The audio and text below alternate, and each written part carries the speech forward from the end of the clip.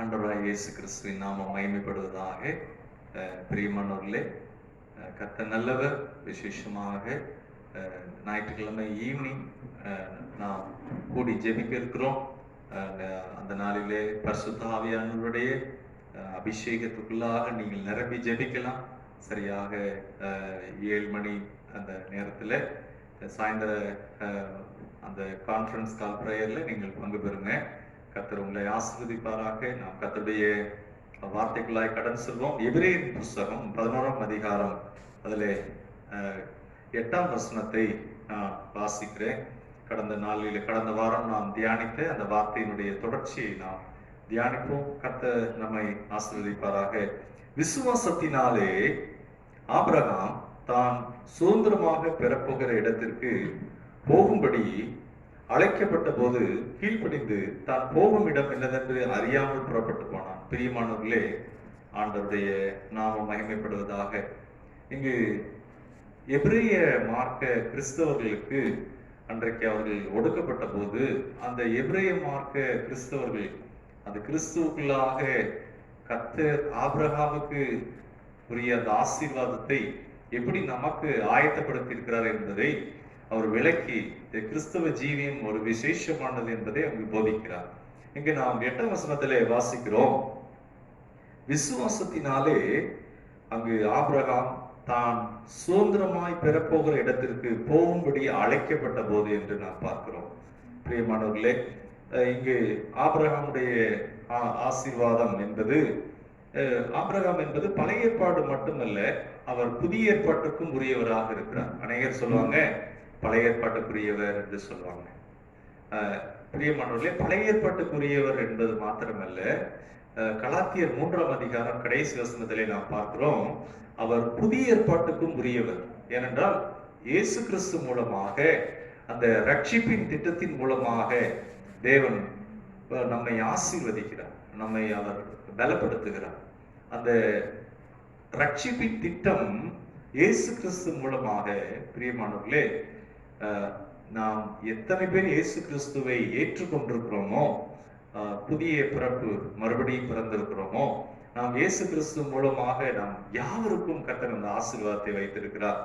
ஆகவே இங்கு நாம் பார்க்கிறோம், அவன் ஆபிரகாம் விசுவாசத்தினாலே எப்படி போனார் என்று பார்க்கும்போது கீழ்ப்படிந்து என்று சொல்லப்பட்டிருக்கிறது. அந்த வார்த்தை அதான் சொல்லப்படுகிறது. தான் போகிற சுதந்திரமாக பெறப்போகிற இடத்திற்கு போகும்படி அழைக்கப்பட்ட போது கீழ்ப்படிந்து அப்படின்னு சொல்லப்பட்டிருக்கு. பிரியமானவர்களே, அந்த கீழ்ப்படிந்து என்பது கிறிஸ்தவ ஜீவிதத்திலே நம்முடைய ரட்சிப்பை குறிக்கிறது. நாம் பழைய வாழ்க்கையில எப்படி நாம் ஏற்கனவே பார்த்தோம், ஏசாயா 51ஆம் அதிகாரத்திலே நாம் தியானித்தோம். கண்மலையிலிருந்து தேவன் ஆபிரகாமை வெட்டி எடுத்தார் என்று சொல்லி ஒரு பாரம்பரியத்திலிருந்து தேவன் ஆபிரகாமை வெட்டி எடுத்தார். பிரியமானவர்களே, அப்போ அதே போலதான் நாம் பழைய வாழ்க்கை வாழ்ந்து கொண்டிருந்தோம், தேவனை விட்டு தூரமாக இருந்தோம். அதிலிருந்து கர்த்தர் நம்மை வெட்டி எடுத்து அவருக்காக நம்மை ரட்சித்து ஒரு புதிய மனிதனாக நம்மை மாற்றி இருக்கிறார் என்பதை நாம் புரிந்து கொள்ள வேண்டும். புது சிருஷ்டியாக மாற்றி இருக்கிறார். பழையவைகள் எல்லாம் விட்டு விலகி, அதுதான் அந்த பிரயாணத்தினுடைய அந்த காரியத்தை கர்த்தர் நமக்கு ஒரு முன்னோட்டமாக ஆபிரகாமுடைய வாழ்க்கையிலே அந்த சத்தியங்களை அதில் மறைத்து வைத்திருக்கிறார். இங்கு நாம் பார்க்கிறோம், எபிரேயர் 11:8 அப்படிங்கிறது ஆபிரகாம் உடைய சந்ததி ஈசாக்கு, யாக்கோபு, அந்த அவர்களுக்கு மாத்திரம் ஆபிரகாம் உரியவர் அல்ல, அவர் விசுவாசத்தின் தகப்பனாக இருக்கிறபடியினால் யாரெல்லாம் விசுவாச மார்க்கத்தாரா இருக்கிறார்களோ, யாரெல்லாம் தேவனை விசுவாசிக்கிறார்களோ, தானியேல் புஸ்தகம் 6ஆம் அதிகாரத்துல கூட சொல்லப்பட்டிருக்கிறது, தானியேல் தேவனை விசுவாசித்தான் என்று சொல்லப்பட்டிருக்கிறது. அப்ப யாரெல்லாம் தேவனை விசுவாசிக்கிறாங்க, நாம் தரிசித்து நடவாமல் விசுவாசித்து நடக்கிற அந்த வாழ்க்கை குறித்து சொல்லப்பட்டிருக்கிறது. அவர் விசுவாசத்திற்கு தகப்பனாக இருக்கிறார். அப்ப தகப்பன் என்று சொன்னால் அந்த சாயலாக நீங்களும் நானும் இருக்கும்படியாக தேவன் நம்மை அழைத்திருக்கிறார். இங்கு நாம் பார்க்கிறோம், பிரியமானவர்களே, அந்த தகப்பன் சாயலை பிள்ளைக்குள்ளே பார்க்கலாம். அப்ப விசுவாசம் என்று சொன்னால் ஆபிரகாமுக்குள்ள தேவன் அந்த விசுவாசத்தை எப்படி அந்த விசுவாசத்திலே வளர்ந்து அவர் தகப்பனானாரோ அதே சாயலை இன்றைக்கும் தேவன் நமக்குள்ளேயும் கொடுத்திருக்கிறார். அந்த விசுவாசத்திலே வாழத்தக்கதாக நாம் தரிசித்து நடவாமல் தேவனுடைய இரக்கங்களுக்குள்ளாக, தேவனுடைய வாக்குத்தத்தங்களுக்குள்ளாக, தேவன் ஜீவன் உள்ளவர், அவர் மகிமையின் தேவன், அவர் நல்லவர், அவர் அற்புதர், அது எல்லாமே அவர் நமக்கு ஒரு முன்மாதிரியாக, தகப்பனாக தேவன் அதை நமக்கு ஆயத்தப்படுத்தி இருக்கிறார். கர்த்தருடைய நாமம் மகிமைப்படுவதாக. பாருங்க, அப்போ ஆபிரகாமை தேவன் விக்கிரக ஆராதனையின் மத்தியில் இருந்து தேவன் அழைத்து விசுவாசத்தோட அவன் கீழ்ப்படிந்து போனான். அவன் ஆண்டவருக்கு விரோதமான பல வழிபாடுகள், தெய்வங்களை வழிபட்டு கொண்டு அவன் ஒரு விக்கிரக ஆராதனையில இருந்தான். அவனை தேவன் அழைத்தார். பிரியமானவர்களே, அழைத்து அங்கு தேவன் அந்த அழைத்த காரியங்களை பார்க்கும்போது அதை குறித்த ஸ்தேவான் அங்கு யூதர்கள் மத்தியிலே ஆண்டவருடைய நாமத்தை உயர்த்தும் போது இந்த ஸ்தேவான் மேலே கோபம் கொண்டு அந்த ஸ்தேவானை கொண்டு வந்து ஆலோசனை சங்கத்தில் நிறுத்துகிறார்கள். அப்போஸ்தலர் 7ஆம் அதிகாரம் 2ஆம் வசனத்திலே நாம் இதற்கு முந்தைய வாரங்களிலே பார்த்தோம். கடந்த வாரம் அங்கு ஆபிரகாமுக்கு மகிமையின் தேவன் தரிசனமானார் என்று பார்க்கிறோம். அப்போ தேவனை பற்றி ஆபிரகாமுக்கு அந்த அறிவை கர்த்தர் வெளிப்படுத்தினார். ஜீவனுள்ள தேவனாக தேவன் ஜீவனுள்ள தேவன் என்பதை ஆபிரகாம் விசுவாசிக்கத்தக்கதாக தேவன் ஆபிரகாமை அழைத்தார். பிரியமானவர்களே, ஆண்டவருக்கு மகிமை உண்டாவதாக. இங்கு நாம் அப்போஸ்தலர் 7ஆம் அதிகாரம் 2ஆம் வசனத்திலே நாம் பார்க்கிறோம், அவர் தேவனை ஜீவனுள்ளவராக.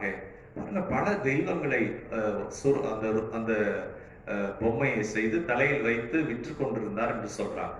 ஆனா தேவன் அழைத்த போது ஆபிரகாமுக்கு மகிமையின் தேவன், அப்போஸ்தலர் 7:2 நாம் பார்க்கிறோம், தரிசனமானார். எப்படி சொப்பனத்திலேயோ தரிசனத்திலேயோ எப்படியோ கர்த்தர் ஆபிரகாமோடு இடைப்பட்டிருக்கிறார்.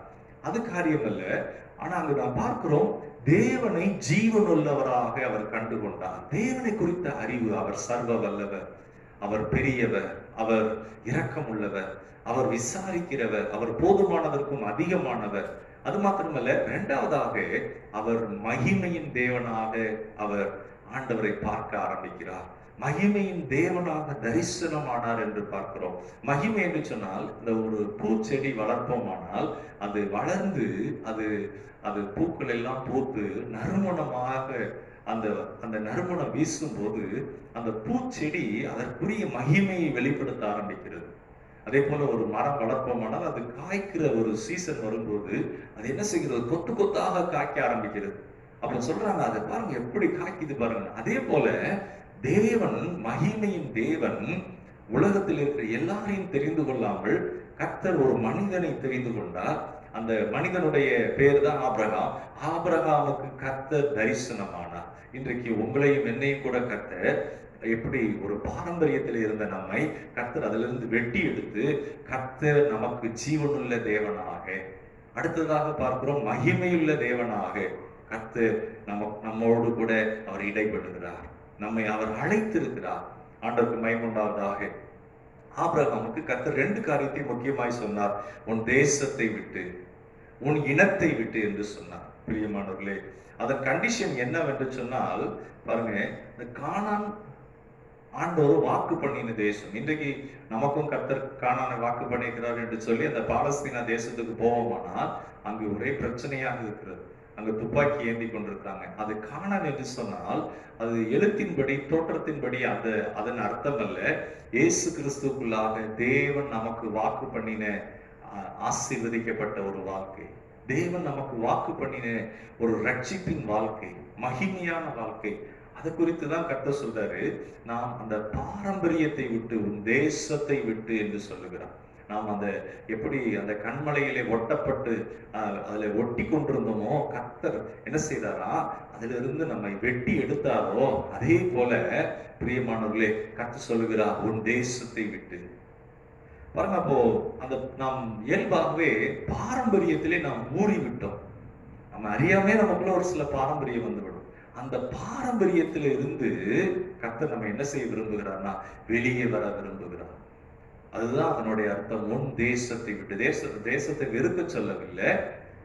நம்முடைய உறவினர்கள் இவங்களெல்லாம் விட்டு வெறுத்துறணும்னு அல்ல. ஆண்டவர் சொல்றார், நீ உன்னிடத்தில் அன்பு கூறுவது போல பிறரிடத்தில் அன்பு கூறுவாயாக என்று சொல்லுகிறார். தேசத்தில் இருக்கிற யாருக்காகவும் வேண்டுகள்னு சொல்லுகிறார். அதனுடைய அர்த்தம் என்னவென்று சொன்னால், அந்த பாரம்பரியத்திலிருந்து கர்த்தர் என்ன செய்கிறார், அந்த பழைய பழக்கத்திலிருந்து நமக்குள்ள ஊறி இருக்கிற அப்படிப்பட்ட அடிமைத்தனத்திலிருந்து வெளியே வரும்படியாக கர்த்தர், அதுதான் ஆபிரகாமுக்கு சொன்னார். அதன்படிதான் இந்த ரட்சிப்பின் காரியத்தை நமக்குள்ளே தேவன் ஏற்படுத்துகிறார். பிரியமானவர்களே, ஆண்டவருக்கு மகிமை உண்டாவதாக. பாருங்க, அப்போ அந்த பழைய பாவத்தை விட்டு வெளியே வரும்படியாக கர்த்தர் நம்மை அழைக்கிறார். ஆண்டவருக்கு மகிமை உண்டாகட்டும். பாருங்க, அப்போ அந்த இதுல ரெண்டு விதமாக இருக்கிறது. சட்டப்படியான காரியம், வேதத்திலே சட்டப்படியாக தேவன் நமக்கு என்ன கொடுத்திருக்கிறார், இயேசு கிறிஸ்து மூலமாக. அதை நாம் பிராக்டிக்கலாக அதை நம்முடைய வாழ்க்கையிலே நிறைவேற்ற வேண்டும். நம்முடைய வாழ்க்கையில அனுபவமாக மாற வேண்டும். சட்டத்தின்படி, உதாரணமா கோர்ட்ல உங்களுடைய சொத்து, பெரிய சொத்து, அது கேஸ் நடந்து உங்களுக்கு தீர்ப்பாயிடுச்சு. ஆனா அங்க யாரோ குடியிருந்து கொண்டிருக்கிறாங்க. அவங்க உடனே போய் இது பண்ண முடியாது. அவங்களுக்கு டைம் கொடுத்து அவங்கள உடனே வெக்கேட் பண்ண வைக்கணும். அதே போல நாம் பாவத்திற்கு அடிமையாக இருந்தோம், பாவ மனிதர்களாக இருந்தோம், பாவத்தையே செய்து கொண்டிருந்தோம்.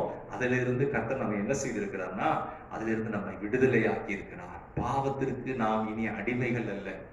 பாருங்க, அந்த பாவத்திலே இருந்து கொண்டிருந்தோம். பாவம் மனுஷன் நமக்குள்ள இருந்தபடியால் பாவமே வாழ்க்கையாக இருந்தது.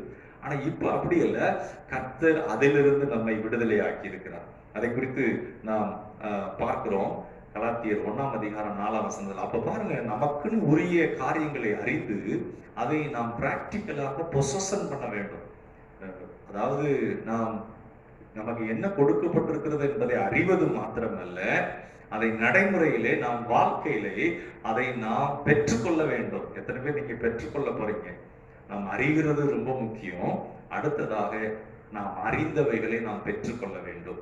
அதுதான் ஆபிரகாமின் ஆசீர்வாதம். வாக்குத்தத்தத்தின்படி நாம் தேவனுடைய அந்த சந்ததியாக இருக்கிறோம். இங்கு நாம் பார்க்கிறோம் கலாத்தியர் 1ஆம் அதிகாரம் 4ஆம் வசனம். கலாத்தியர் 1ஆம் அதிகாரம் 4ஆம் வசனம். அதை வாசிக்கிறேன். கர்த்தருடைய நாமம் மகிமைப்படுவதாக. அவர் நம்மை இப்பொழுது இருக்கிற பொல்லாத பிரபஞ்சத்தினின்று விடுவிக்கும்படி நம்முடைய பிதாவாகிய தேவனுடைய சித்தத்தின்படியே நம்முடைய பாவங்களுக்காக தம்மை தாமே ஒப்பு கொடுத்தார். இங்கு நாம் பார்க்கிறோம், அவர் நம்மை இப்பொழுது இருக்கிற பொல்லாத பிரபஞ்சத்தின் என்று விடுவிக்கும்படி நம்முடைய பிதாவாகிய தேவனுடைய சித்தத்தின்படியே நம்முடைய பாவங்களுக்காக தம்மை தாமே ஒப்பு கொடுத்தார். ஆண்டவருடைய நாமம் மகிமைப்படுவதாக. பாருங்க, இந்த உலகம் எப்படிப்பட்டது என்று சொன்னால் பொல்லாத பிரபஞ்சம். வேதம் சொல்லுகிறது, இந்த பிசாசு இந்த உலகத்தின் அதிபதியாய் இருக்கிறான். அவன் காட். இந்த பூமிக்கு, எர்த், இந்த பூமிக்கு அவன் எப்படி இருக்கிறான்னா இப்பிரபஞ்சத்தின் தேவன் என்று சொல்லப்பட்டிருக்கிறது. பிசாசை குறித்து சொல்லப்பட்டிருக்கிறது. அப்போ இந்த பொல்லாத பிரபஞ்சத்தின் என்று என்ன செய்கிறார்னா, கர்த்தராகிய இயேசு கிறிஸ்து கல்வாரியிலே நமக்காக மரித்து நம்ம என்ன செய்கிறாரா, அந்த பாவத்திலிருந்து நம்மை விடுதலை ஆக்குகிறார். பொல்லாத பாவங்களில் இருந்து. அதான் அங்க நாம் பார்க்கிறோம், இந்த உலகத்திலிருந்து, பொல்லாத பிரபஞ்சத்தின் என்று. அது மாத்திரமல்ல, அங்கு நாம் பார்க்கிறோம், அவர் விடுவிப்பதற்காக நம்முடைய பாவங்களுக்காக தம்மை தாமே ஒப்பு கொடுத்தார். பிரியமானவர்களே, அவர் தன்னையே ஒப்பு கொடுத்திருக்கிறார். எதற்காக என்று சொன்னால், அதுதான் நம்மை பழைய பாவ வாழ்க்கையிலிருந்து நம்மை மீட்கும்படியாக, நம்மை விடுதலையாக்கும்படியாக, சாபத்தில் நின்று அழிவில் இருந்து நரக குழிக்கு நேராய் கடந்து போகிற நம்மை மீட்கும்படியாக இயேசு கிறிஸ்து என்ன செய்திருக்கிறார், தம்மையே பலியாக ஒப்பு கொடுத்த அந்த அன்பை எண்ணி பாருங்க. தாயிலும் மேலான அன்பு, தகப்பனிலும் மேலான அன்பு, அறிவு கெட்டாத அன்பு.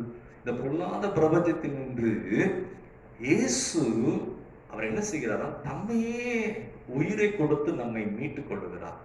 அதுதான் அந்த மீட்பை குறித்து சொல்லப்பட்டிருக்கிறது. அடுத்ததாக நாம் அடுத்த காரியத்தை பார்க்கிறோம்.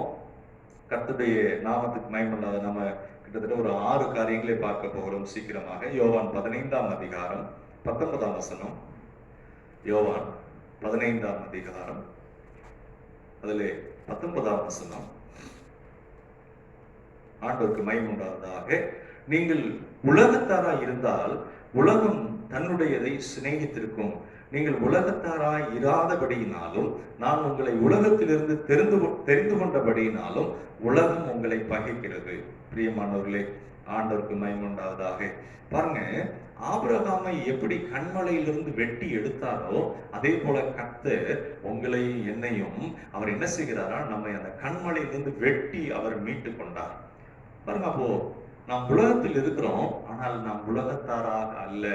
அதுதான் அதனுடைய அர்த்தம். பாருங்க, அநேகர் உலகத்தில் இருப்பாங்க. இன்னும் ஆண்டவர் ஆபிரகாமுக்கு சொன்னபடி கர்த்தர் காண்பிக்கிற தேசத்துக்கு புறப்பட்டு போகிறது போல பழைய பாவத்தில் இருந்தும் அக்கிரமங்களில் இருந்தும் மீறுதல்களில் இருந்தும் இன்னும் புறப்படாதபடி இருக்கிறாங்க. அவனுடைய வாழ்க்கையில மாற்றம் இல்லை. அவர்கள் ரட்சிக்கப்பட்டதுக்கு முன்பு எப்படி இருந்தாங்களோ அப்படியே ரட்சிக்கப்பட்ட பின்பும் இருக்கிறாங்க. அவங்களுடைய ஜீவியம், அவங்களுடைய வாழ்க்கை, அவங்களுடைய அந்தரங்க வாழ்க்கை. ஆண்டவர் சொன்னார் மத்தேயு 6ஆம் அதிகாரத்திலே, நீ அரைக்கதவை பூட்டி அந்தரங்கத்தில் இருக்கிற உன் பிதாவை நோக்கி பார் என்று சொல்லப்பட்டிருக்கிறது. அந்தரங்கத்தில் பார்க்கிற பிதா. அப்ப பழைய சுபாவத்தில் என்னன்னா, நம்ம அப்படிப்பட்ட அனுபவம் இல்லாமல் இருப்போம். தனியா உட்கார்ந்து செபிக்கிறது நமக்கு ஒரு அந்த அனுபவமே இல்லாதபடி நம்ம வாழ்ந்து வந்திருப்போம். ஆனா ஆண்டவர் சொல்றாரு, உன்னுடைய ஜீவிதத்திலே அந்த காரியத்தை நீ அப்படி உருவாக்கு, உன்னை அர்ப்பணி. அந்தரங்கத்தில் இருக்கிற பிதாவை நீ நோக்கி பார். அந்தரங்கம்னா என்னன்னா, ஒரு இடத்துல கண்ணுக்கே தெரியாது, ஆனா தேவன் அங்க இருக்கிறார், இயேசு உங்களோடு இருக்கிறார். அப்ப பாருங்க, அப்ப நம்ம என்ன செய்யணும்னா, ஆபிரகாம் எப்படி தேவனை நேசித்தாரோ, ஆபிரகாம் எப்படி தேவனை சிநேகிதனாக அப்படி ஒரு ஃபெலோஷிப் வைத்துக் கொண்டாரோ, நீங்களும் நானும் அப்படிப்பட்ட வாழ்க்கைக்கு தேவன் நம்மை அழைத்திருக்கிறார். ஆபிரகாமை ஆசீர்வதித்தது போல, ஆபிரகாமுக்கு வாக்குத்தத்தம் கொடுத்து சிநேகிதன் என்று சொன்னது போல, இன்றைக்கு உங்களையும் கர்த்தர் சிநேகிதனாக, அவருக்கு சிநேகிதனாக. யோசிச்சு பாருங்க, வானத்தையும் பூமியை உண்டாக்கினவர் நமக்கு சிநேகிதனாக இருப்பாரானால் எப்படி இருக்கும்? எண்ணி பாருங்க. அதுதான் இங்கு வேதத்திலே சொல்லப்பட்டிருக்கிறது. ஆபிரகாமுக்கு மாத்திரம் தேவன் சிநேகிதன் அல்ல, உங்களுக்கும் எனக்கும் அவர் சிநேகிதராக இருக்கத்தக்கதாக. அதுதான் இது. நாம் அதை பிராக்டிக்கலாக நம்முடைய வாழ்க்கையிலே அதை பொசஷன் பண்ணத்தக்கதாக, சட்டப்படி நமக்கு என்ன கொடுக்கப்பட்டிருக்கிறதோ அதை நாம் நடைமுறை வாழ்க்கையில பெற்றுக்கொள்ளத்தக்கதாக. அதைத்தான் கலாத்தியர் 3ஆம் அதிகாரம் கடைசியில சொல்லப்பட்டிருக்கிறது. கிறிஸ்து இயேசுவை எத்தனை பேர் தரித்துக் கொண்டிருக்கிறார்களோ, இயேசுவை ஏற்றுக்கொண்டிருக்கிறார்களோ, அவர்கள் ஆபிரகாமின் சந்ததியாயும் வாக்கு தத்தத்தின்படி சுதந்திரராயும் இருக்கிறார்கள். ஆபிரகாமின் ஆசீர்வாதம் என்பது பாருங்க, அப்ப தேவன் இனி உலகத்தாரோடு டீல் பண்ண வேண்டிய அவசியம் இல்லை. ஒரு மனிதனை தெரிந்து கொண்டு அந்த மனிதனை கொண்டு தேவன் இனி ஒவ்வொரு காரியங்களையும் நிறைவேற்ற போகிறார். அதனாலதான் தேவன் வேதத்திலே நாம் பார்க்கிறோம் ஆபிரகாமின் ஆசீர்வாதம் என்று சொல்லி. ஏனென்றால் தேவன் அதை முன்குறித்து அந்த காரியங்களை ஒவ்வொருவருக்கும் நிறைவேற்ற விரும்புகிறார். நாம் அதை பார்ப்போம். கர்த்தருக்கு மகிமை உண்டாவதாக. இந்த யோவான் 15ஆம் அதிகாரம் 19ஆம் வசனத்துல வாசிச்சோம். நீங்கள் உலகத்தாராய் இருந்தால், அது என்ன உலகத்தார்? அந்த உலகத்தின் இருக்கிற எல்லாரும் செய்கிற காரியங்கள், உலகத்துல இருக்கிற அக்கிரமங்களின்படி நடக்கிற ஒரு வாழ்க்கை. பாருங்க, அவன் உலகத்தார போலயே நடக்கிறான், உலகத்தார போலயே பேசுறான். பாருங்க, அப்ப அதைத்தான் இங்க ஆண்டவர் சொல்றாரு. என்ன சொல்றாருன்னா, அப்படிப்பட்டவர்கள் மத்தியிலே உங்களையும் என்னையும் கர்த்தர் தெரிந்து கொண்டார். எதற்காக என்று சொன்னால், உலகத்தாராய் இருக்கும்படி அல்ல. நம்ம உலகத்துலதான் இருக்கிறோம், உலகத்தை விட்டு எங்கேயாவது போகணும்னு ஆண்டவர் சொல்லல. அதன் மத்தியில இருந்தாலும் அவங்களுக்கும் நமக்கு ஒரு வித்தியாசத்தை ஆண்டவர் அங்கு காண்பிக்கிறார். அதுதான் இங்கே ஆண்டவர் இயேசு கிறிஸ்து இங்கே சொல்லுகிறார். என்ன சொல்கிறார் என்று சொன்னால், நீங்கள் உலகத்திலிருந்து, நான் உங்களை உலகத்திலிருந்து தெரிந்து கொண்டபடியினாலும் உலகம் உங்களை பகைக்கிறது. பாருங்க, ஆபிரகாம் ஏதோ ஒரு பாரம்பரியத்துல இருந்து வாழ்ந்து வருகிறார். திடீர்னு அந்த பாரம்பரியத்தை விட்டுட்டு ஒரு புதிய பாதையில போகும்போது, அப்ப அவரோடு கூட இருந்தவங்க அவரை பாராட்டுவாங்களா? நிச்சயமா பகைப்பாங்க. அதே போலதான் இன்றைக்கு நாம் ஏதோ ஒரு பாரம்பரியத்துல இருந்தோம், எல்லாரும் செய்கிற செய்கைகளை செய்து கொண்டிருந்தோம். அதுல இருந்து கர்த்தர் நம்மை வெட்டி அவருடைய காரியத்திற்காக நம்மை அழைத்தார். அந்த பாதைக்குள் போகும்போது நம்ம என்ன செய்யறாங்க? பகைக்கிறாங்க. ஆனா தேவன் அவரிடத்தில் அன்பு கூறுகிறவர்களுக்கு அவர் அநேக காரியங்களை ஆயத்தப்படுத்தி வைத்திருக்கிறார். இதை நாம் வாசிக்கலாம். ரோமர் 6ஆம் அதிகாரம் 8ஆம் வசனம். ரோமர் 6ஆம் அதிகாரம் 8ஆம் வசனம். ஆகையால் கிறிஸ்துவுடனே கூட நாம் மரித்தோமானால் அவருடனே கூட பிழைத்தும் இருப்போம் என்று நம்புகிறோம். பாருங்க, அப்போ நமக்குள்ள அந்த பழைய மனுஷன் மரித்த ஒரு வாழ்க்கையை பார்க்கிறோம். பழைய மனுஷன் பாருங்க, ஒரு சிலர் என்ன செய்வாங்கன்னா அந்த பழைய சுபாவத்துக்குள்ள அப்பப்போ போயிடுவாங்க. பழைய சுபாவத்தின்படி தங்களுடைய வாழ்க்கையை அமைத்துக் கொள்வாங்க. பாருங்க, முதலாவது ஆண்டவரை தேடணுங்கிறது நமக்குள்ள இருக்கிற தேவனுக்குள்ள ஒரு புதிய சுபாவம் என்று வைத்துக் கொள்வோம். தேவன் அதை விரும்புகிறார். நம்ம என்ன செய்வோம்? எல்லா வேலையும் முடிச்சுட்டு கடைசி ஆண்டவரை தேடுறது, அதுதான் பழைய சுபாவம்.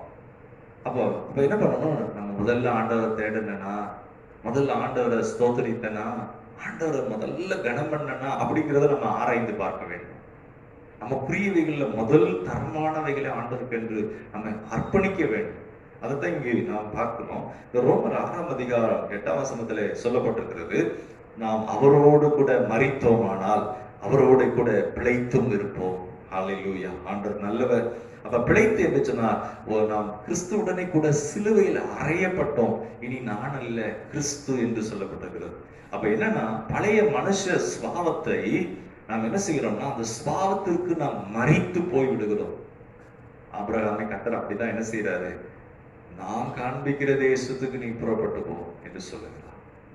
நீ அவர்கள் நடுவில் இருந்து புறப்பட்டு பிரிந்து போ அப்படின்னு என்ன அர்த்தம்? அந்த பழைய வாழ்க்கையிலிருந்து, பழைய அசுத்தத்திலிருந்து, அந்த பிசாசுடைய சாப பாவங்கள், பிசாசுடைய சிறையிருப்பிலிருந்து உன்னை நான் ஆசீர்வாதத்திற்கு என்று தெரிந்து கொண்டேன். உன் குடும்பத்தை தெரிந்து கொண்டேன், உன் பிள்ளையை தெரிந்து கொண்டேன், உன் சந்ததியை தெரிந்து கொண்டேன். அப்படிதான் கர்த்தர் அழைக்கிறார். ஆண்டவருக்கு மகிமை உண்டாவதாக. இதை வாசிப்போம் தொடர்ந்து. யாக்கோபு 4ஆம் அதிகாரம் 4ஆம் வசனம். போன வாரம் இதை நாம் கொஞ்சம் தான் பார்த்தோம். அதனுடைய விளக்கத்தை இன்றைக்கு இந்த வாரம் நம்ம பார்த்து கொண்டிருக்கிறோம். ஆபிரகாமுடைய அந்த வாக்குத்தத்தங்கள், ஆசீர்வாதங்களை நாம் தியானித்து முடிக்க போகிறோம். 4ஆம் அதிகாரம், யாக்கோபு 4ஆம் அதிகாரம் 4ஆம் வசனம். இங்க நாம் பார்க்கிறோம், இயேசுவை ஏற்றுக்கொண்ட பிற்பாடு, இயேசு கிறிஸ்துவை ஏற்றுக்கொண்ட அவர்கள் இயேசு கிறிஸ்துவின் நாமத்தை தரித்து கொண்டு பழைய வாழ்க்கையில வாடுகிற விசுவாசிகளுக்கு அவர் எழுதுகிறார். விபச்சாரிகளே, உலக சிநேகம் தேவனுக்கு விரோதமான பகை என்று அறியீர்களா? யார் சொல்லுகிறார் என்று சொன்னால், உலகத்தில் இருக்கிற மற்றவர்களை சொல்லல, விசுவாசிய ஆனவர்கள் திரும்ப அவர்கள் உலகத்தாரை போல வாழ்கிற வாழ்க்கை, அதைத்தான் இங்கே சொல்றாரு.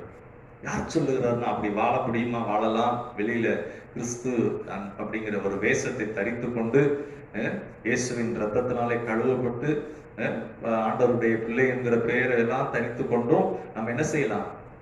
ஆண்டவருக்கு விரோதமான ஒரு வாழ்க்கையில வாழலாம். பாருங்க, ஆனா ஆண்டவர் சொல்றாரு, அப்படிப்பட்ட ஒரு வாழ்க்கை தேவனுக்கு விரோதமான பகை என்று அறியீர்களா? நாம் யாரை பகைக்கிறோம்? நம்ம கண்ணை எதுக்கு பயன்படுத்துறோம்? நம்ம இருதயம். பாருங்க, இயல்பா நம்மளை தேடி பிசாசு வஞ்சனையா பல காரியங்களை கொண்டு வரலாம். ஆனா நம்ம தேவனுக்கு பகைஞனா இருக்கக்கூடாது. இங்க சொல்லப்பட்டிருக்கிறது, ஆகையா உலகத்துக்கு சிநேகிதனாய் இருக்க விரும்புகிறவன் தேவனுக்கு பகைஞனாய் இருக்கிறான். அப்ப உலகத்துக்கு சிநேகிதனா என்னன்னா, அங்க முதல்ல சொல்றாரு, இயேசு கிறிஸ்துவை அறிந்தும் அந்த காரியங்கள் எல்லாம் தெரிந்தும் திரும்ப பழைய வாழ்க்கைக்குள்ள வாழ்கிற அப்படிப்பட்ட ஒரு விசுவாசிகள், அந்த வாழ்க்கையை ஆண்டவர் சொல்லுகிறார்.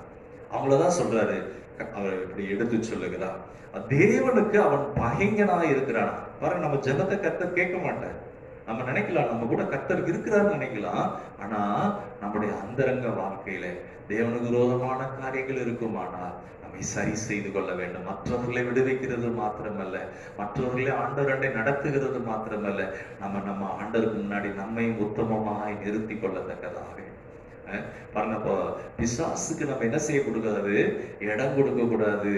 எப்படி அங்க சொல்லப்பட்டிருக்கு? விசுவாசிகளை பார்த்து சொல்றாரு, விபச்சாரிகளே. வேற யாரையும் சொல்லல, இயேசுவை ஏற்றுக்கொண்டு ஆண்டவருடைய அந்த காரியங்கள் எல்லாம் அறிந்தும் திரும்ப ஆண்டவரை விட்டு தூரமாய் ஒரு வாழ்கிற வாழ்க்கை.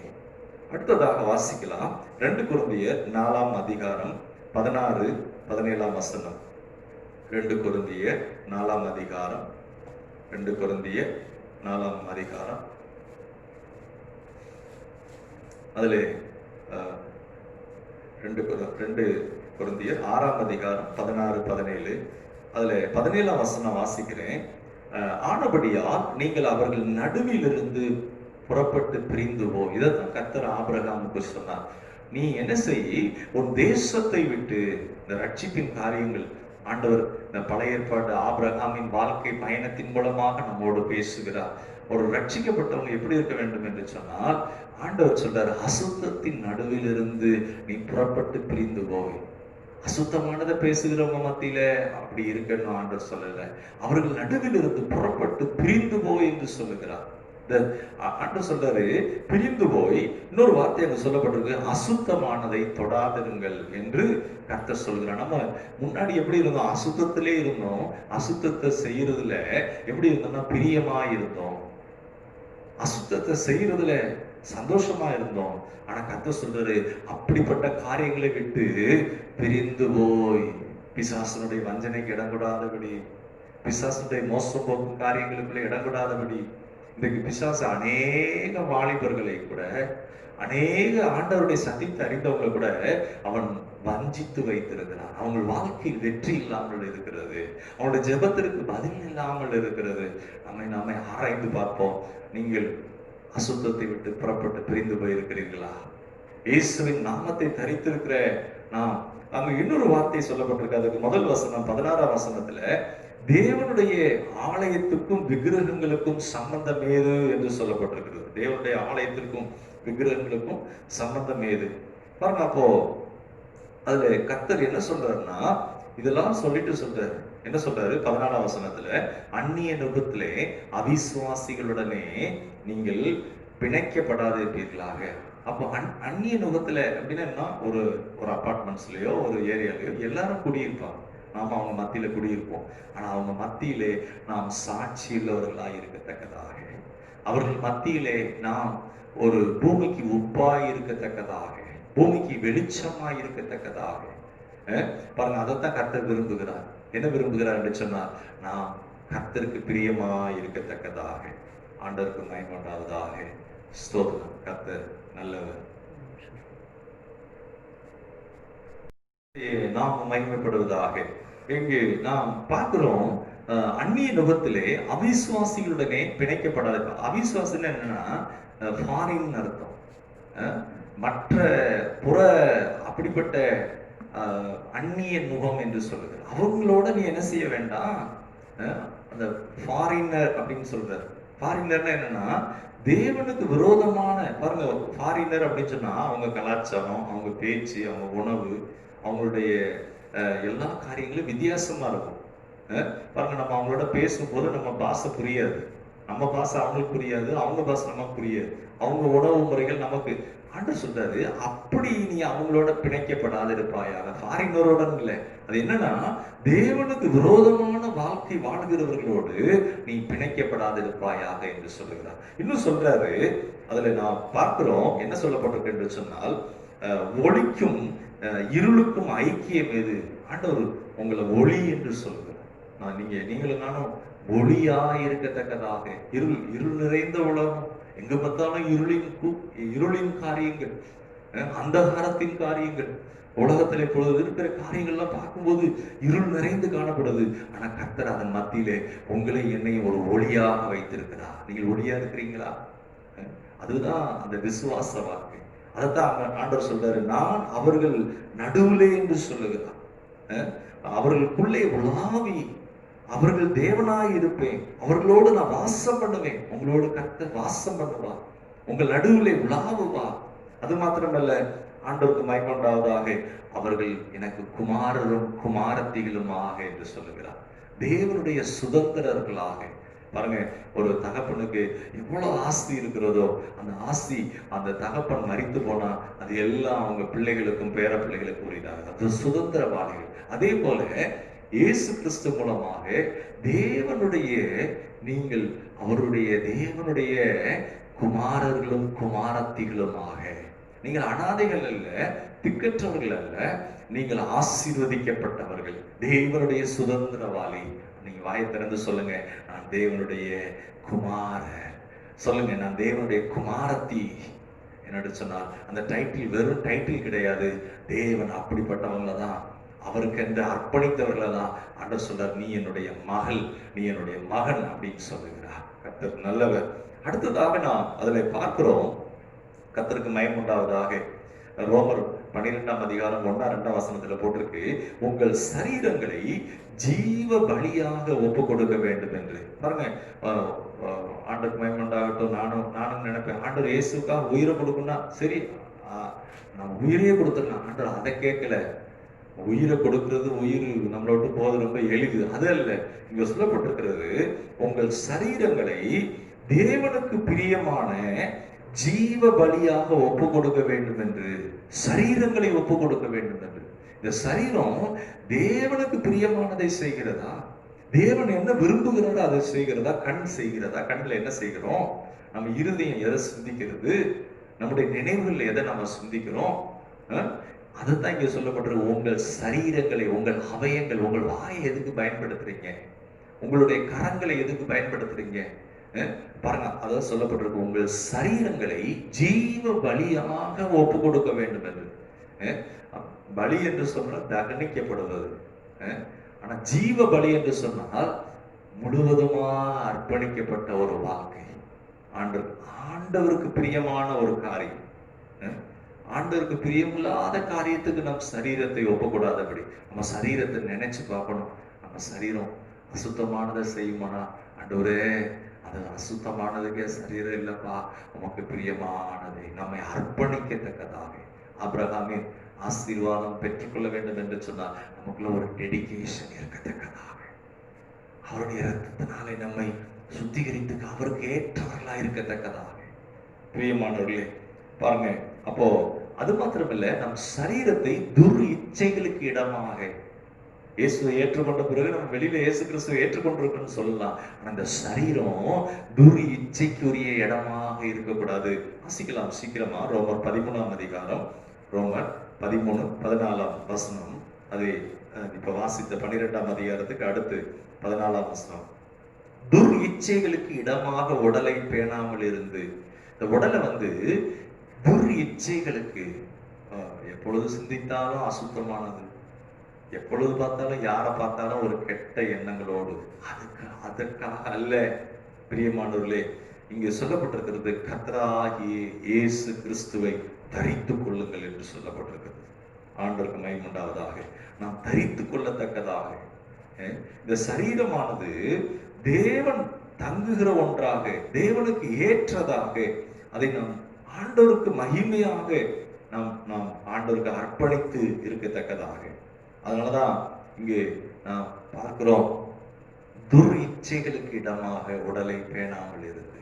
உடலை ஆண்டவரை சார்ந்து கொள்வதற்கு, ஆண்டவர் சமூகத்திலே நம்மை அவரை தேடுவதற்கு, அவர் சமூகத்தை நாடுவதற்கு, மான்கள் நீரோடைய வாஞ்சிக்கிறது போல ஆண்டவர் மேல ஒரு அன்பு, ஆண்டவர் மேல ஒரு நிச்சயம், விசுவாசம், ஆண்டவருடைய அன்பு, அவருடைய இரக்கம், அவர் சர்வல்லமில்ல தேவன், அவருடைய வாக்கு தத்தங்கள், அவரை பார்க்கல ஆனாலும் அவரை விசுவாசித்து முழுவதுமாய் நம்மை அர்ப்பணிக்கத்தக்கதாக, ஆண்டவரை துதித்து ஆராதிக்கத்தக்கதாக, அவருக்கு முன்பாக உண்மையாய் நம்மை அர்ப்பணிக்கத்தக்கதாக.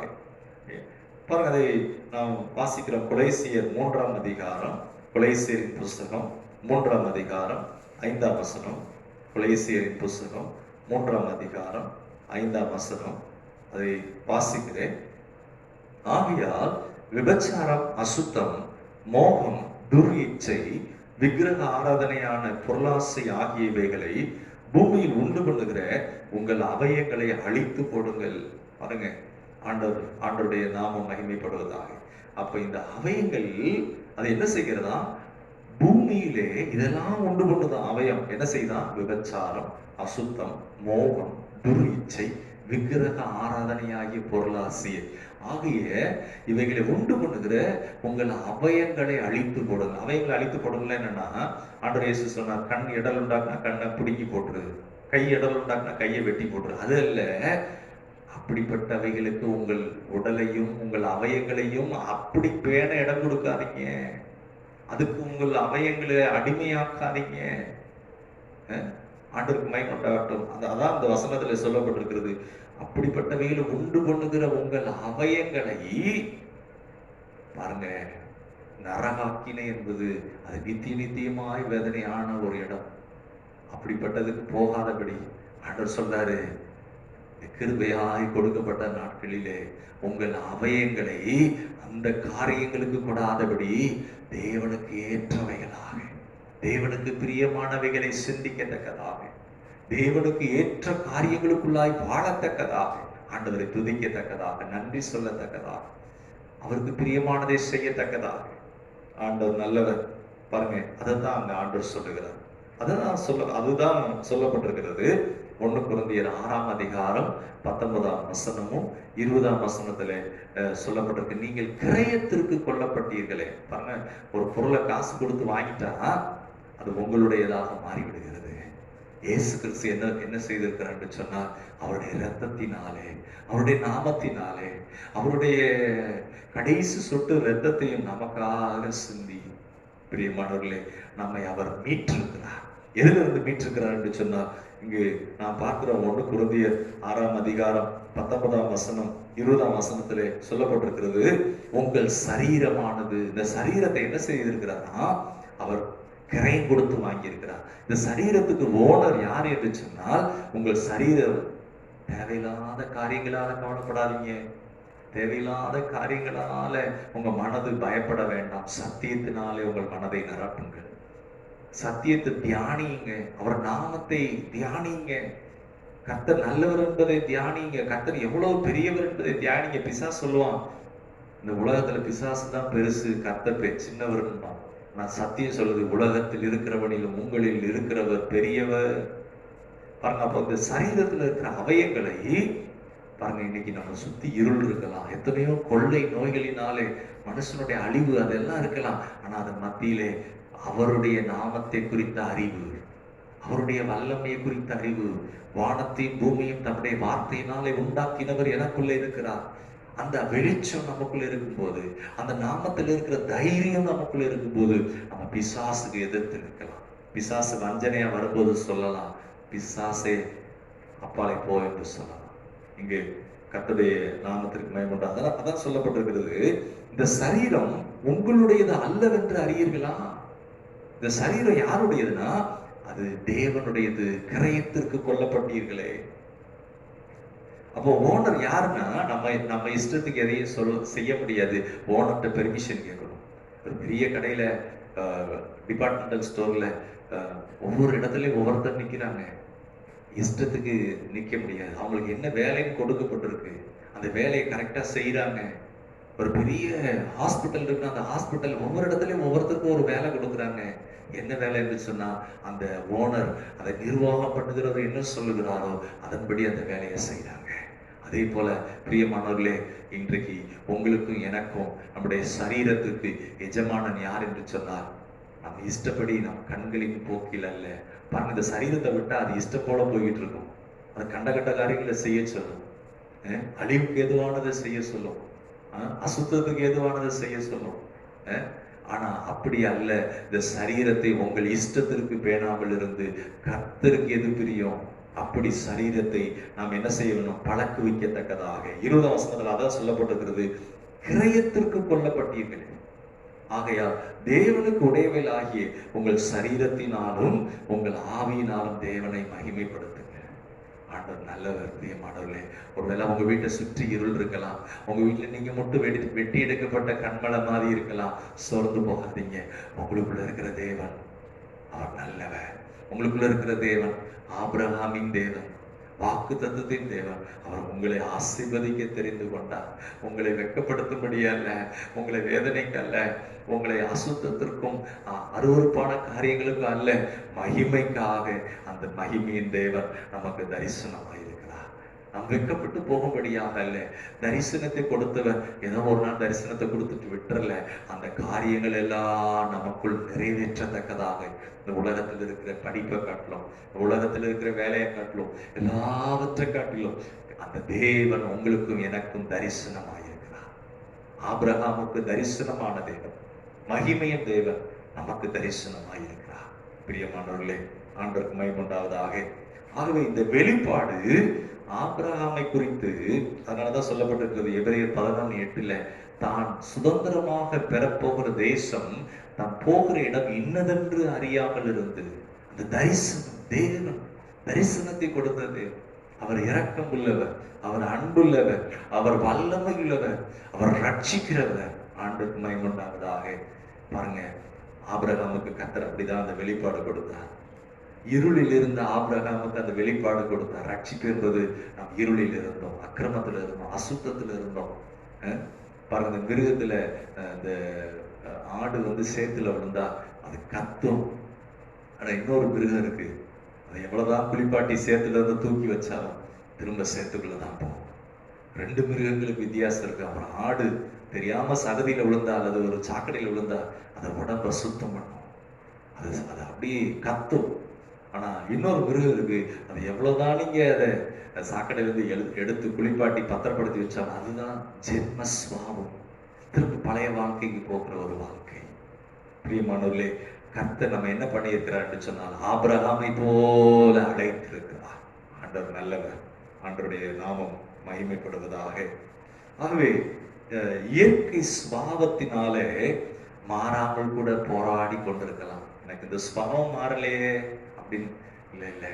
இந்த தேவன், மகிமை தேவன், தரிசனமானவருடைய நோக்கம் என்னவென்று சொன்னால் அவர் உங்களுக்குள்ள இருக்கிற சுபாவத்தை மாற்றுவார்.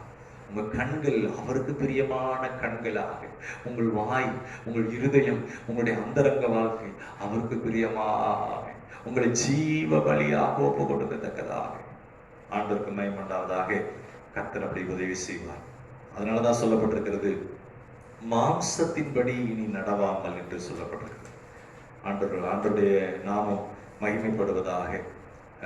அதை நான் வாசித்த 1 கொரிந்தியர் 6ஆம் அதிகாரம் 20ஆம் வசனத்திலே சொல்லப்பட்டிருக்கிறது, சரீரத்தினாலே, அடுத்து ஆவியினாலே. நமக்குள்ள ஒரு ஆவி மனுஷன் இருக்கான்.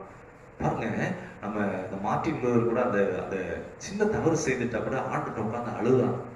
நம்ம பாருங்க, நம்ம ஒரு சின்ன தவறு செஞ்சுட்டோம்னா உள்ள இருக்கிற அந்த ஆவி மனுஷன், ஐயோ இதை நீ செய்யக்கூடாது, இந்த காரியங்களை எல்லாம் பார்க்க கூடாது, இந்த மாதிரி காரியங்களுக்குள்ள வஞ்சிக்கப்படக்கூடாது, உள்ள இருக்கிற ஆவி மனுஷன் பேசிக்கொண்டே இருக்கான். அதனாலதான் சொல்லப்பட்டிருக்கு, ஆவியினாலும் தேவனை மகிமைப்படுது. பாருங்க, என்ன ஆண்டவர் பார்க்கிறாருன்னு நினைச்சிட்டோம்னா நம்ம அசுத்தமானதுக்குள்ள திரும்ப அந்த பாதைக்குள்ள போக மாட்டோம். அவரை எப்படி துக்கப்படுத்துவேன், என்ன நேசிக்கிறாரே, அவருக்கு எப்படி நான் விரோதமாய் நடப்பேன். இது அதனாலதான் சொல்லப்பட்டிருக்கு, சரீரத்தினாலும் ஆவியினாலும். நீங்க ஜெபம் பண்ணி பாருங்க, ஆண்டவரை ஸ்தோத்திரித்து நன்றி சொல்லி பாருங்க, உங்க ஆவி அப்படியே களி கூறும். விசுவாசமா ஆண்டோடைய வாக்கு தத்தங்களை சொல்லி சொல்லி ஆண்டவரை ஸ்தோத்திரித்து பாருங்க, வல்லமை பெருகும். ஆனா அதே நேரம் நீங்க அவிசுவாசமா பேசி பாருங்க, முறுமுறுத்து பாருங்க, உங்க உள்ள இருக்கிற ஆவி மனுஷன் என்ன ஆகும்னா துக்கம் நிறைந்து காணப்படும். ஆண்டவர் வேதனைப்படுவா. நீங்கள் எப்படி காணப்படுறீங்க? விசுவாசத்தோடு இருக்கிறீங்களா? கர்த்தர் உங்களை ஆசீர்வதிப்பாராக. ஆண்டவருக்கு மகிமையுண்டாவதாக. இதை குறித்து சொல்லப்பட்டிருக்கிறது, வாசிக்கலாம். லூக்கா 14ஆம் அதிகாரம் 26ஆம் வசனம். சீக்கிரமா லூக்கா 14ஆம் அதிகாரம் 26ஆம் வசனம். அதுல ஆண்டவர் சொல்றாரு, எவனாயிலும் ஒருவன் தன் தகப்பனையோ தாயோ யாதொருவன் என்னிடத்தில் வந்து, லூக்கா 14:26 அதுல நாம் பார்க்கிறோம், யாதொருவன் இடத்தில் வந்து தன் தகப்பனையும் தாயையும் மனைவியையும் பிள்ளைகளையும் சகோதரரையும் சகோதரிகளையும் தன் ஜீவனையும் வெறுக்காவிட்டால் எனக்கு சீசனாய் இருக்க மாட்டான். என்ன அர்த்தம்? ஆண்டவர் வெறுக்க சொல்றாரா? இல்ல பிரியமானவர்களே, தகப்பனையும் தாயையும் கனம் பண்ணுவாயாக என்று சொல்லுகிறார். மனைவி என்ன சொல்றாரு? மனைவி உன் சரீரம், மனைவிய சிநேகி அப்படிங்கிறாரு. அப்போ இங்க என்ன சொல்றாரு? அப்போ அதனுடைய அர்த்தம் என்ன அப்படின்னா, பிரியமானவர்களே, கர்த்தருக்கு மகிமையுண்டாவதாக. ஆபிரகாமுக்கு கர்த்தர் சொன்னது போல, ஆபிரகாமுக்கு ஆண்டவர் சொன்னாரு, உன் தேசத்தையும் உன் இனத்தையும் உன்னுடைய பழைய சுபாவத்தை விட்டு விட்டு. அதான் ஆண்டவர் சொல்றாரு. பழைய சுபாவம் என்னன்னா, ஒரு சிலருக்கு என்னன்னா, தகப்பனையும் தாயும் கனம் பண்ணணும்னு சொல்லிட்டு என்ன செய்வாங்கன்னா, தேவனுக்கு விரோதமான பாதைக்குள்ள போய்கிட்டு இருப்பாங்க. மாம்ச பிரகாரமான தகப்பன் தாயுடைய வழிகளிலே கர்த்தருக்கு விரோதமான காரியங்களை செய்து கொண்டிருப்பாங்க. அது அல்ல. அதே போல பாருங்க, பிள்ளைன்னு சொல்லப்பட்டிருக்கு. பிள்ளைய ஆண்டவருக்கு கொடுக்க வேண்டிய அந்த கணத்தை முதல்ல ஆண்டவர் கொடுக்கணும்.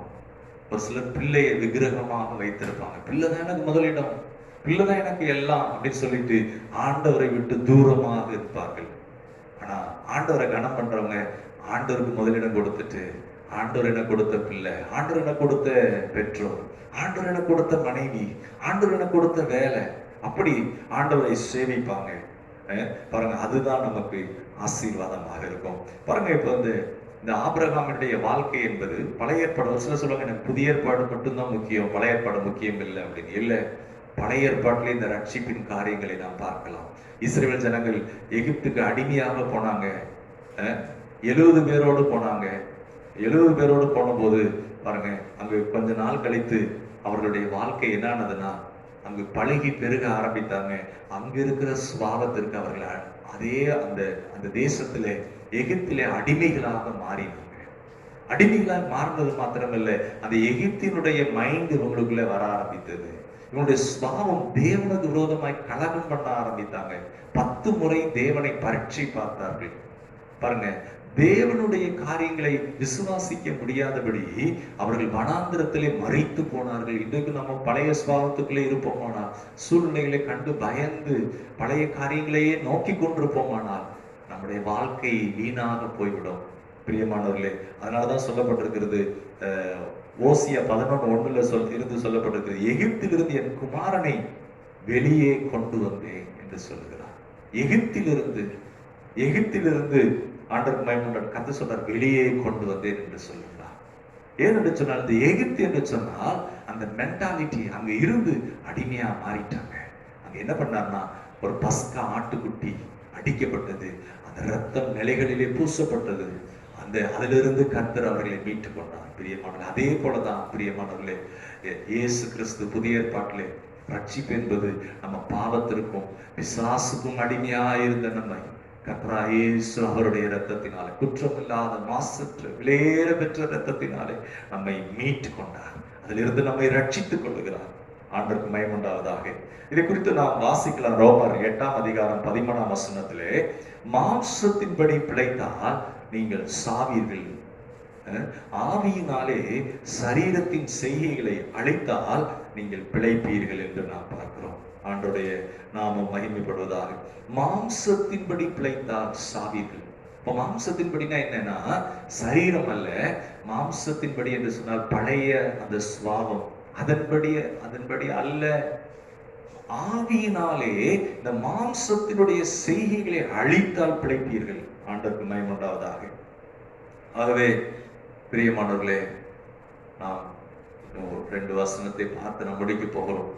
பாருங்க, அப்ப மாம்சத்தின்படி பிழைக்கிறதுனா என்னவென்று சொன்னால், நம்ம மனசும் நம்முடைய சிந்தனையும் பழைய மனுஷனுக்குரிய வாழ்க்கையில் இருக்கும்போது, அந்த வெட்டி எடுக்கப்படாதபடி பழைய அந்த கண்மலையிலே ஒட்டப்பட்ட ஒரு பாரம்பரியத்திலே இருக்கும்போது, பழைய சுவாபங்களிலே இருக்கும்போது, நம்முடைய சரீரங்களை ஜீவ பலியாக அர்ப்பணியாமல் இருக்கும்போது நம் வாழ்க்கை பெரிய மாற்றம் வராது. பிரியமானவர்களே, ஆகவேதான் சொல்லப்பட்டிருக்கிறது, கலாத்தியர் 6:8 சொல்லப்பட்டிருக்கிறது, மாம்சத்திற்கென்று விதைக்கிறவன் மாம்சத்தினாலே அழிவை அறுப்பான். விதைக்கிறப்ப என்ன செய்யறாங்கன்னா, ஒரு மூட்டை விதைய 1 ஏக்கர் நிலத்துல விதைக்கிறாங்க. ஒரு மூட்டை விதை தான். ஆனா பாருங்க, விளைஞ்சி வரும்போது லாரியா விளைஞ்சி வருது. பாருங்க, இன்றைக்கு நம்முடைய வாழ்க்கையில தேவ சுபாவத்தை, தேவனுடைய அந்த சாயலை விதைப்போமானால், தேவனுடைய இரக்கத்தை விதைப்போமானால், ஒரு நாள் அறுவடை வரும்போது தேவனுடைய இரக்கம் உங்கள் மேலே கொட்டப்படும், வானம் திறக்கப்படும், தேவனுடைய ஆசீர்வாதம் ஊற்றப்படும். அதை யாரும் தடை பண்ண முடியாது. ஒரு வேளை நீங்கள் மாம்சத்தின்படி கசப்பையும் வைராக்கியத்தையும் பாருங்க, பாவ சுபாவத்தையும் உங்களுக்கு விதைப்பீர்களானால், பாருங்க, நிச்சயமா கொஞ்ச நாள் கழிச்சு அதுதான் உங்களுக்கு மூட்டையா வரும். உங்களை நீங்கள் ஆராய்ந்து பார்த்துக் கொள்ளுங்கள். நீங்கள் மாம்சத்தின்படி நீங்கள் விதைக்கிறீர்களா, இல்ல ஆவியின்படி விதைக்கிறீர்களா? பிரியமானவர்களே, ஆகவே பாருங்க, ஒரு சிலரை குறித்து இயேசு கிறிஸ்துக்குள்ள வந்த பிறகும் ஒரு சிலருடைய வாழ்க்கையை நாம் பார்க்கிறப்ப ரொம்ப வேதனையாக இருக்கும், மாற்றமே இல்லாமல் இருக்கும். இன்றைக்கு நம்முடைய வாழ்க்கை எப்படி இருக்கிறது பாருங்க. அப்போ ஆபிரகாமின் ஆசீர்வாதம் என்பது பாருங்க, ஆபிரகாம்னா அன்றைக்கு ஆபிரகாம் கர்த்தர் அழைத்த போது கீழ்ப்படியவில்லை என்று சொன்னார், ஆபிரகாம் ஆசீர்வதிக்கப்பட்டிருக்கவே முடியாது. கர்த்தர் குழந்தை பாக்கியத்தை கொடுத்திருக்க மாட்டார். ஆனா என்னைக்கு கீழ்ப்படிந்தாரோ அன்றைக்கு கர்த்தர் ஆபிரகாமை ஆசீர்வதித்தார். நீங்களும் அப்படிதான் ஆசீர்வதிக்கப்பட்டிருக்கிறீங்க. ஆபிரகாமை இன்னைக்கு நம்ம தியானிக்கணும், இன்னும் நிறைய தியானிக்க போகிறோம். உலகம் எங்கும் வேதத்திலே, ஆலயத்திலே, கர்த்தருடைய ஆலயத்திலே விசுவாசத்தின் தகப்பன் என்று தியானிக்கிறாங்க. ஏன் தெரியுமா? கர்த்தருடைய வார்த்தைக்கு கீழ்ப்படிந்த அப்படின்னாலே. பாருங்க, ஆதியாகமம் 12ஆம் அதிகாரத்திலே ஆபிரகாம் எல்லாவற்றை காட்டிலும் கர்த்தருக்கு முதலிடம் கொடுத்தார். அதனாலதான் ஆண்டவர் சொல்றார், நான் உன்னை ஆசீர்வதித்து உன் பேரை பெருமைப்படுத்துவேன், நீ ஆசீர்வாதமாக இருப்பாய். உன்னை ஆசீர்வதிக்கிறவர்களை நான் ஆசீர்வதிக்கிறேன், உன்னை சபிக்கிறவர்களை நான் சபிப்பேன், பூமியில் உள்ள வம்சங்கள் எல்லாம் உனக்குள் ஆசீர்வதிக்கப்படும். ஆண்டவர் சொல்றார், நான் அப்படிங்கிற நான் உன்னை ஆசீர்வதித்து. ஆதியாகமம் 11ஆம் அதிகாரம் அதுல 2ஆம் வசனத்திலே சொல்லப்பட்டிருக்கிறது. அந்த நாள்ல என்ன பண்றாங்க, இந்த பாபேல் என்கிற அந்த கோபுரத்தை கட்டுகிறாங்க. ஆதியாகமம் 11ஆம் அதிகாரத்தை நீங்கள் தயவு செய்து அதை வாசித்து பாருங்க. அதுல தேவன் தேவையில்லை என்று சொல்லி அவர்களாக அங்கு கோபுரத்தை நாட்டுகிறார்கள்.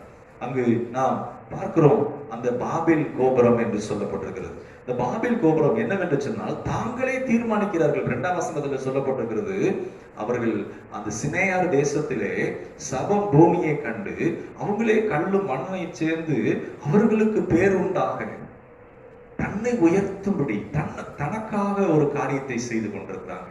ஆனா 12ஆம் அதிகாரத்துல போட்டிருக்கு, கர்த்தர் ஆபிரகாமோடு பேசுகிறார், ஒரு மனுஷனோடு கர்த்தர் பேசுகிறார், நான் உன்னை ஆசீர்வதித்து. எப்படி இருக்கு பாருங்க. இந்த ஆதியாகமம் 11ஆம் அதிகாரம் 3ஆம் வசனம் 4ஆம் வசனத்துல சொல்லப்பட்டிருக்கிறது, நமக்கு பேர் உண்டாக. இன்றைக்கு மனுஷன் என்ன செய்யறானா, என் கையின் பிரயாசம், என்னுடைய சொந்த பலம், எனக்கு தேவன் தேவையில்லை என்று சொல்கிறான். கடவுளை அவன் புறக்கணிக்கிறான். பிரியமானவர்களே, கடவுளை அவன் புறம்பை தள்ளிவிடுகிறான். பிரியமானவர்களே, ஆனால் ஆண்டவருக்கு மகிமையுண்டாவதாக, ஆபிரகாமின் ஆசீர்வாதம் என்று சொன்னால் அது ஆவிக்குரியதுதான். எபேசியர் 1:3 சொல்லப்பட்டிருக்கிறது, கிறிஸ்து இயேசுவுக்குள்ளாய் நாம் ஆவிக்குரிய ஆசீர்வாதங்கள். கர்த்தருக்கு மகிமையுண்டாவதாக நாம் ஆசீர்வதிக்கப்பட்டிருக்கிறோம். உண்மைதான். உன்னதங்களில் ஆவிக்குரிய சகல ஆசீர்வாதம். பாருங்க, இந்த ஆவிக்குரிய சகல ஆசீர்வாதத்துல ரொம்ப பிரதானமானது என்னவென்று சொன்னார், ஆபிரகாம் தேவனை சிநேகித்தான். ஆபிரகாமுக்கு மாத்திரமல்ல, இன்றைக்கு நீங்களும் நானும் தேவனை சிநேகிக்கத்தக்கதாக, தேவனை பிரதானமாக கனம் பண்ணத்தக்கதாக. பாருங்க, உங்களுக்கு பிரதமர் நண்பராக இருப்பாரானா, உங்களுக்கு தெரிந்தவருக்கு ஒரு வேலை வேணும்னு கேட்கிறாங்க, பிரதமர்கிட்ட சொல்லும் போது 1000 வேலை கிடைக்கும். பாருங்க, பிரதமரை காட்டிலும் 1000 மடங்கு பெரியவர் தேவன். பிரியமானவர்களே, ஆபிரகாமுடைய சிநேகிதனாக தேவன் இருந்தது போல இன்றைக்கு உங்களுக்கும் எனக்கும் தேவன் சிநேகிதனாக, தேவனுக்கு முதல் தரமானவைகளை கொடுக்கத்தக்கதாக ஆபிரகாமுடைய அந்த 7 ஆசீர்வாதங்களை நம்ம வருகிற நாட்களில் தியானிக்க போகிறோம். இதெல்லாம் நமக்கு உரியதாக. தேவன் நமக்கு சிநேகிதராய் இருப்பாரானா தேவனுடையதெல்லாம் உங்களுடையதாய் மாற ஆரம்பிக்கணும். ஆசீர்வாதங்களே அல்ல, அந்த சுவாபம் முதல் தரமாய் தேவனுக்கு கீழ்ப்படிந்து ஆபிரகாம் தேவனை தெரிந்து கொண்டது போல. பிரியமானவர்களே, கர்த்தர் நல்லவர். ஆபிரகாமுக்கு எது தெரியும்? ஆசீர்வாதம் தெரியுமான்னு கேட்டா இல்ல, ஆசீர்வாதத்தெல்லாம் வாக்கு பண்ணின தேவனை எனக்கு தெரியும், அவர் உண்மையுள்ளவர் என்று எனக்கு தெரியும், அவர் வாக்கு மாற மாட்டார் என்று எனக்கு தெரியும், அவர் கைவிட மாட்டார் என்று தெரியும். அதே போலதான் இன்றைக்கு உங்களையும் என்னையும் கர்த்தர் கண்மலையிலிருந்து வெட்டி எடுத்திருக்கிறார். நிச்சயமாய் உங்களை ஆசீர்வதிப்பார். ஜெபிப்போம். சர்வவல்லமையுள்ள எங்கள் பிதாவே, ஆண்டவராகிய இயேசுவின் நாமத்தினாலே ஆபிரகாமுக்கு ஆண்டவரே அப்பா நீர் வெளிப்பட்டீரே மகிமையின் தேவனாக. இன்றைக்கு ஆண்டவரே, இந்த வார்த்தை கேட்டுக்கொண்டிருக்கிற ஒவ்வொருவருக்கும் கர்த்தராகிய இயேசு கிறிஸ்து மூலமாக ஆண்டவரே நீர் வெளிப்படுகிறீர்.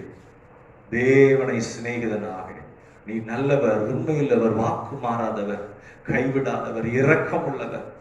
ஆண்டவரே, உண்மை நாங்கள் எங்கள் சிநேகிதராக வாழ்க்கையிலே முதலிடம் கொடுக்கத்தக்கதா கர்த்தாவே உம்முடைய கரத்தில் எங்களை அர்ப்பணிக்கிறோம். இந்த ஆபிரகாமின் ஆசீர்வாதங்கள் இதை கேட்கிற ஒவ்வொருவருக்குள்ளும் பலிப்பதாக தேவன் நீர் கனம் பண்ணுகிறேன். அந்த பாபில் கோபுரம் இல்லாமல் போனது, ஆனால் தன்னைத்தானே உயர்த்துகிறவருடைய வாழ்க்கை கொஞ்ச நாள் நல்லா இருக்கும், அதுக்கப்புறம் இல்லாமல் போய்விடும். ஆனால் தேவனை சார்ந்து கொள்ளுகிறவருடையது. ஆபிரகாமை குறித்து சொல்லப்பட்டிருக்கிறது, கர்த்தர் அந்த மனிதனை ஆசீர்வதித்தார். இந்த வார்த்தை கேட்கிற ஒவ்வொருவரையும் ஆசீர்வதிப்பீராக. குடும்பம் சந்ததி ஆசீர்வதிக்கப்படுவதாக, பிள்ளைகள் ஆசீர்வதிக்கப்படுவார்களாக, அவருடைய பிரயாசங்கள் எல்லாம் ஆசீர்வதிக்கப்படுவதாக, சுகம் பலன் உண்டாவதாக, பலவீனம் நீங்குவதாக. எல்லா மகிமை நாங்கள் உமக்கு செலுத்துகிறோம். இயேசுவின் நாமத்தில் ஜெபிக்கிறோம் நல்ல பிதாவே. ஆமென். ஆமென். என் ஆத்துமாவே கர்த்தரை ஸ்தோத்திரி, என் முழு பரிசுத்த நாமத்தை ஸ்தோத்திரி. என் ஆத்துமாவே கர்த்தரை ஸ்தோத்திரி, அவர் செய்த சகல உபகாரங்களையும் மறவாதே. ஆமென். நம்முடைய கர்த்தராகிய இயேசு கிறிஸ்துவின் கிருபையும் பிதாவாகிய தேவனுடைய அன்பும் பரிசுத்த ஆவியாருடைய அன்னிய ஐக்கியம் வழிநடத்தலும் சமாதானமும் ஆறுதலும் நம் அனைவரோடும் மீண்டும் மீண்டும் சதா காலம் இருப்பதாக. ஆமென். God bless you. கர்த்தர் உங்களை ஆசீர்வதிப்பார். Praise God.